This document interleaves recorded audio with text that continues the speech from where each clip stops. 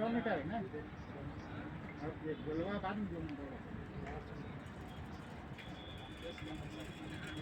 गाड़ी चला तो गाड़ी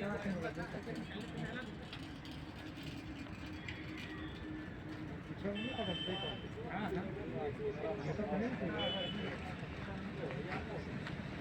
कहाँ लगा ऊपर वाला